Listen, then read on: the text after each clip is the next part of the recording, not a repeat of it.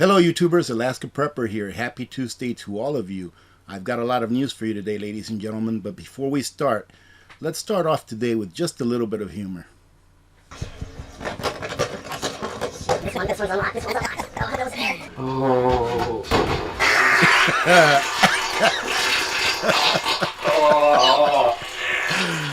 Oh my goodness. I know, some of you did not find that funny, but I'll tell you what, ladies and gentlemen, after the video that I put out yesterday, I sure needed a little bit of comic relief, and I think that's probably a little better comic relief than me telling one of my jokes. So let's go ahead and get on to the news. Okay, take a deep breath, and let's get down to business, ladies and gentlemen, because I've got a lot of news to cover today. California's farmland rapidly turns to dust amid water crisis. It seems that it's only getting worse. There are no good days. We don't ever hear any good news about this water crisis. It's just getting worse. And unfortunately for the rest of the United States, ladies and gentlemen, especially those nut lovers, almonds, pecans, cashews, all those types, most of them come from California. As much as the western U.S. suffers from a historic drought, all eyes have shifted to California farmers as hundreds of thousands of acres become fallow in a state responsible for a tremendous amount of U.S. food production. Unprecedented cuts to water supplies are jeopardizing the future of growing for many farmers.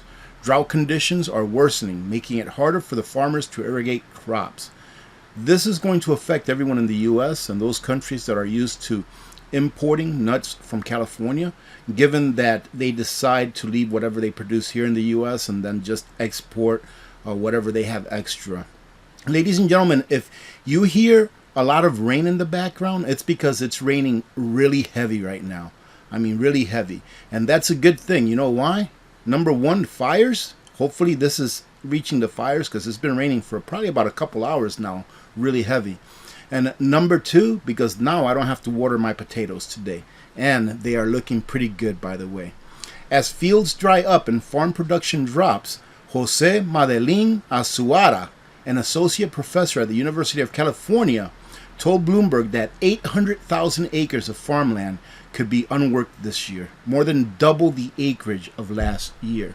I've talked about this. I've done payday preps about this, where I prepped up on putting nuts away for long term. If you haven't seen that video, and if you want to see how I put my nuts away for long term, like cashews, pecans, and almonds, those are my three favorites. And of course, I throw some peanuts in there because peanuts are also good. Peanuts are like the red-headed stepchild of the nut family, right? Check this video up on the right-hand corner. And this is how I put them away, and it's worked for me for a very long time. But let's go on to the next one. Hundreds of California truckers block Oakland terminal access to protest the new bill that they just passed, or that went into effect. I believe this bill was passed a couple years ago, but went into effect for truckers here not too long ago.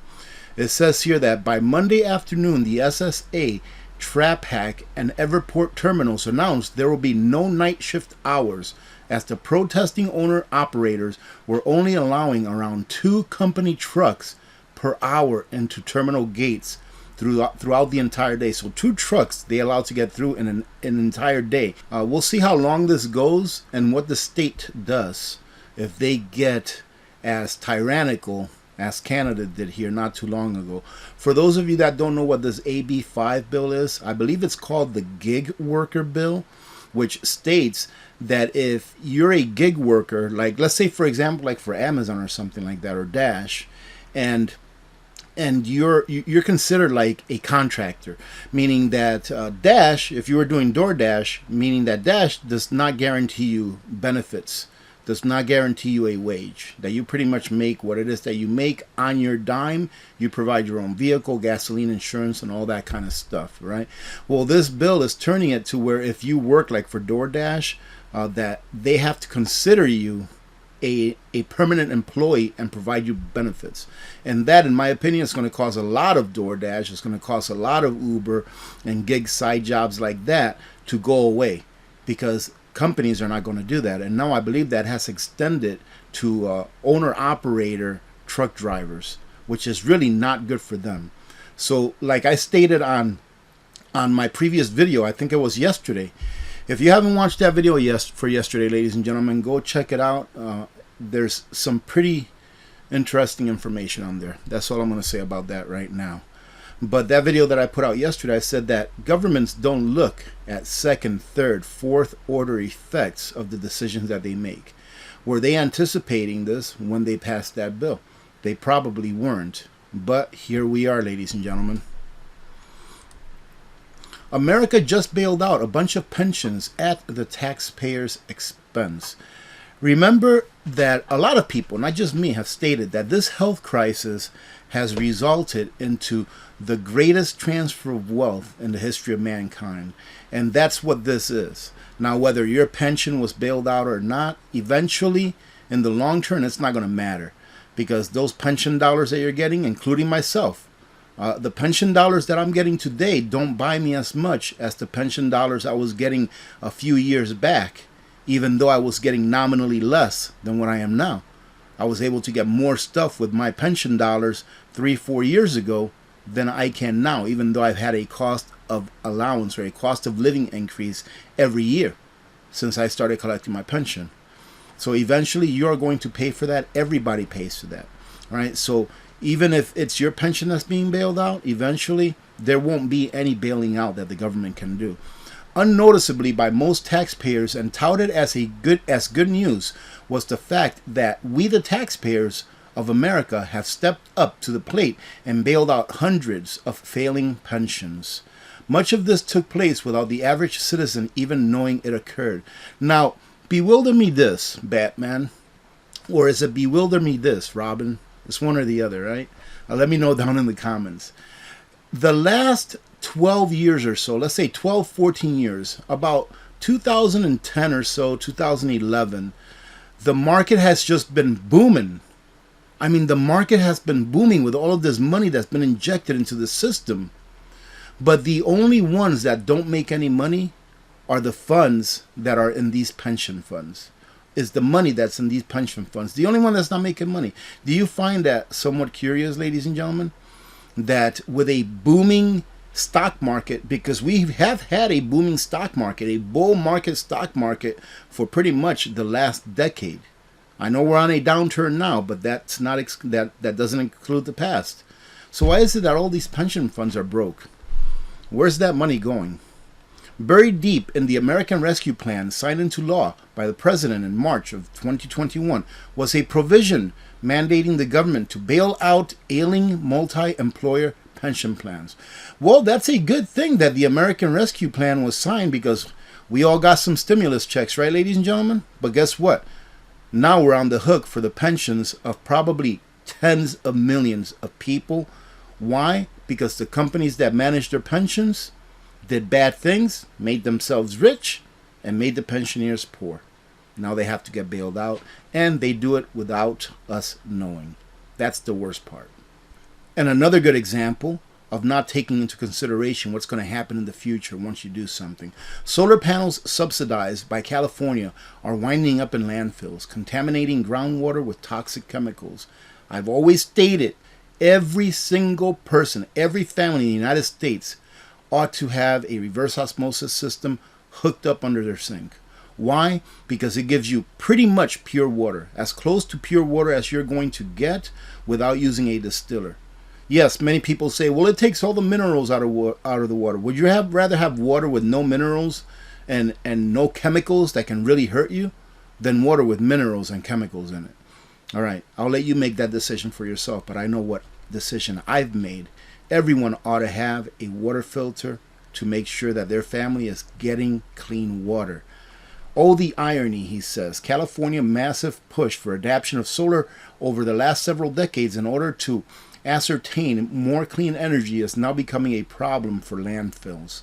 After 1.3 million solar panel installs later, the first push of panels are reaching the end of their typical 25 to 30 year life cycle. Many of the solar panels are winding up in landfills, where in some cases they could potentially contaminate groundwater with toxic heavy metals, such as lead, selenium, and cadmium, the report says. One expert told Yahoo that 1 in 10 panels are recycled. 90% of solar panels are in landfills. The industry is supposed to be green, but in reality, it's all about the money, says Sam Vanderhoff, a solar industry expert and chief executive of Recycle PV Solar, told Yahoo. China has dumped over $100 billion of U.S. treasuries in the last 6 months. You know why that's a huge deal? Because the more treasuries that there are in the market that are being dumped in the market, the higher than the interest rates go, unless somebody comes in there and scoops them up. And usually the buyer of last resort would be the Federal Reserve. So if nobody scoops them up in the free market, banks will buy them, and then they'll sell them to the Federal Reserve, and the Federal Reserve will hold them on their balance sheet, which is inflationary. So not are we only, as the American people, getting price inflation because of somewhat of a scarcity and somewhat of a shipping issue, because they're charging a lot more because of the price of fuel and all that stuff. Not only are we getting it because of that, but ladies and gentlemen, we always have to factor in the probabilities of what can happen in nature. And as I started off, I think I started off this video with, or the news part of this video, with California and the western states being very dry. And here it says it's happening again. Lines at food banks all across the country are getting extremely long. And this is happening even though we are still only in the very early stages of the next major economic downturn. According to the administration, we have a great economy. We have the greatest economy in the history of the United States. But if that was the case, then why are these lines so long? They say here, if the lines are this long already, what will it look like 6 months or a year from now? I can tell you what it'll look like, ladies and gentlemen. What it'll look like is you'll probably have FEMA trucks standing in corners handing out cheese. And those people that did not prepare, they're going to be on those lines getting that cheese. I'm not sure if you know, but the United States actually has a tunnel. I forgot where it is, but a tunnel where they keep a huge reserve of cheese. Of all things, right? There's going to be more crime. And most of the crime that's going to occur, ladies and gentlemen, it's not going to be at a large scale like this. It's going to be a lot of small scale crimes. So go ahead and make sure that you're fortifying your homes. If you haven't seen about the very cheapest and best way for you to be able to fortify your home, check the video that I'm going to leave in the upper right hand corner. I've gotten a lot of good comments on that video because people just did not know how cheaply they can do it. And trust me, it works for bears. And if it works for bears, the U.S. signals Ukraine that it can use HIMARS against Russian targets in Crimea. That is a recipe for disaster. This right here convinces me that the United States wants to go to war with Russia. Why does the U.S. want to go to war with Russia?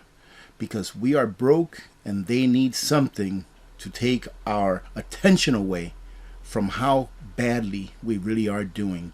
They don't want people to know what's going to happen in the markets, ladies and gentlemen. They don't, because they want you to leave your money in there. Because when it finally crashes, it's gone. It'll be gone. Just like those pensions that the government is secretly funding. Well, not anymore, they're not. But just like those pensions, it's going to be worth nothing. It doesn't matter how much you're going to get. So you need to prepare now. Get real stuff. Get rid of cash. My opinion, of course. Congress grants $58 billion more than requested, DOD report. So it's very nice that our Congress sees it fit to grant the DOD an additional $58 billion on top of what they requested for fiscal year 23. Right? It seems nice while our food banks are bare and people are going hungry. It should tell you exactly who it is that the government cares about, and it's not you. 19% of the world's population lives in Shindia. Now, I think they got their numbers wrong here, but the premise of this article is that people, or countries, I always say people. Well, people do make up the country. Countries are shifting away from the US dollar, and oil is a big thing. And I do believe that it's a lot more than 19%. Let's take out our calculator.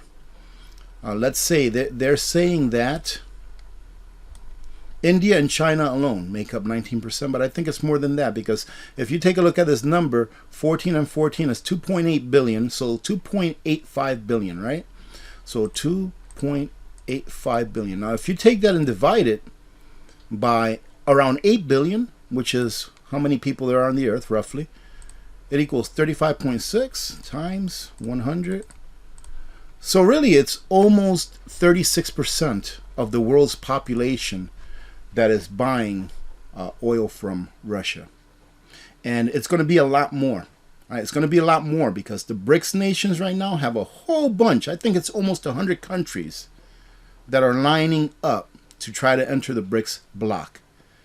And that, ladies and gentlemen, is going to be the catalyst, in my opinion, of the U.S. Federal Reserve note being the world reserve currency.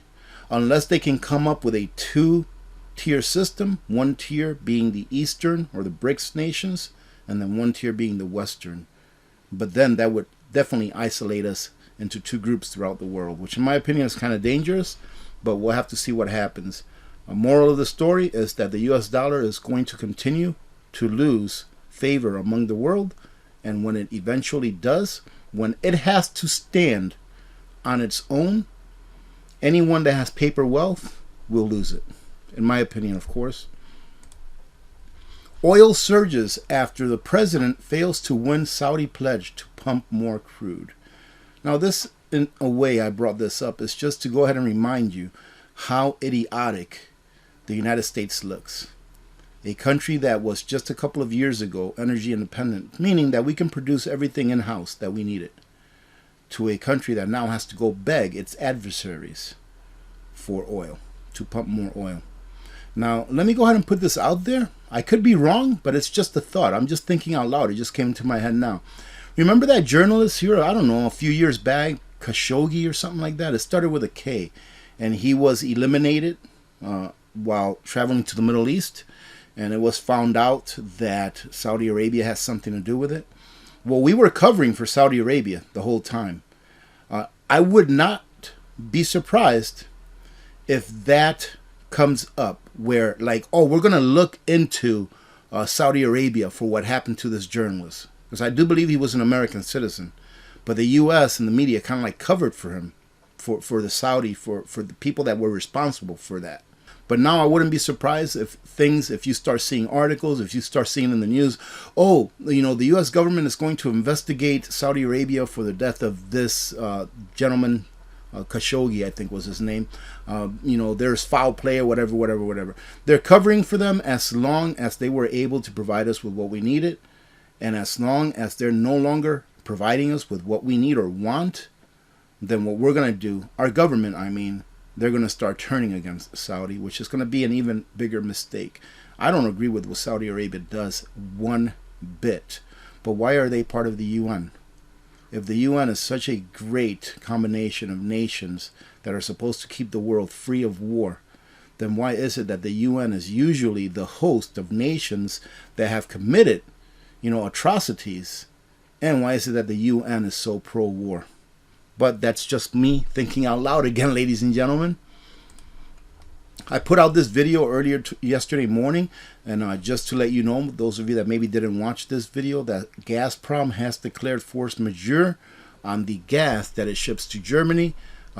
We don't know if it's going to last forever. It has to do with a pipeline that needs a turbine that couldn't get fixed or gotten to them on time, etc., etc. The main point is that they declared force majeure indefinitely. Canada energy firm declares force majeure on Keystone Pipeline after power outage. Same thing. They're having some problems, mechanical issues because of the heat. And now this, ladies and gentlemen, I think that the price of oil went up a pretty good amount yesterday. Probably has a lot to do with this and a lot to do with the president pretty much being given the finger by Saudi Arabia. Germany's energy crisis is about to get even worse as Rhine water levels plummet. So here, Germany just cannot catch a break. But I go back to first, second, third, fourth order effects of the decisions that governments make on our behalf. Was it very smart for them to go along with the sanctions of what's going on? Was it very smart for them to do that? In my opinion, no. Why? Because their people are not directly being affected by the dispute and what's going on between Russia and Ukraine, between their war, okay? And they didn't think of what effects putting sanctions on Russia would have on them. Now, where in the world is these people going to get heating oil or heating fuel or propane or liquid natural gas from? And now they're not even getting some more energy that's being diverted away from them because of the weather. Now, ladies and gentlemen, I'm not going to do this all the time, but I'm going to do a quick segment on leave us alone. All right, just leave us alone. All right, you'll see what I mean here in a second. Central bank digital currencies are coming. What will the consequences be? My answer to that is governments, just leave us the heck alone. We don't want your digital currencies. Keep it. The Dr. F warns that monkeypox needs to be taken serious. Dr. F, retire. Go play golf. But just leave us the heck alone. You have enough money to enjoy the rest of your life. Stop trying to destroy humanity. Social credit score tied to central bank digital currency looms. Imagine that, ladies and gentlemen. Federal Reserve, Treasury, government, leave us the heck alone. How is it that humanity has existed this long without a social credit score attached to a digital payment system controlled by one central entity? Why do we need this now? You all know why. Because they want to have full control over every single thing that we do. So leave us the heck alone. The fear-mongering continues. The new health crisis variant can infect you every single month. You better stock up on those masks that don't do anything. You better stock up on those. Or just leave us the heck alone. And you know, good point here. If you want to wear a mask, by all means, wear a mask. Right? It's your body. It should be your choice. Wear a mask if you want to wear one. Just don't push it on everyone else. Watch as mask mandate looms. LA hospital officials mock the health crisis media hype. This is actually the good news of the day. Some doctors finally stood up and said, this is bull butter. This is bull butter. This is nothing but you trying to control the people. We don't need this. We haven't been seeing anyone. We haven't seen anyone for the health crisis thingy. All right. This is the good news, that doctors are standing up and it's being reported. Ladies and gentlemen, freedom is not supposed to be easy. And in my opinion, one of the things that freedom exemplifies is when a person is willing to live by the consequences of the decisions that they freely made, but not that somebody else made for them.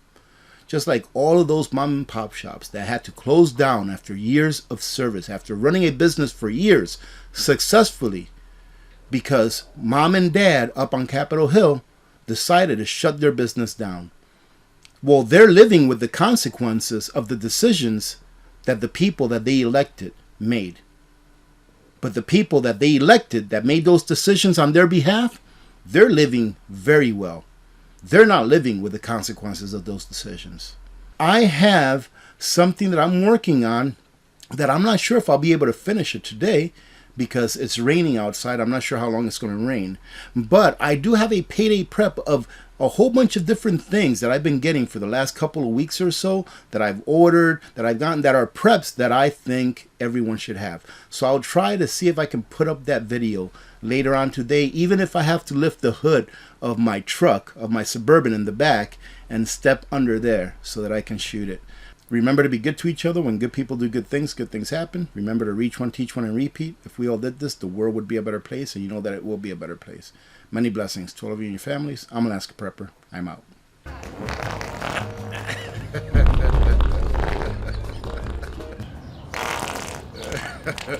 New York switching to all natural fertilizer. I already got half the flowers up there. I'm gonna go over this way.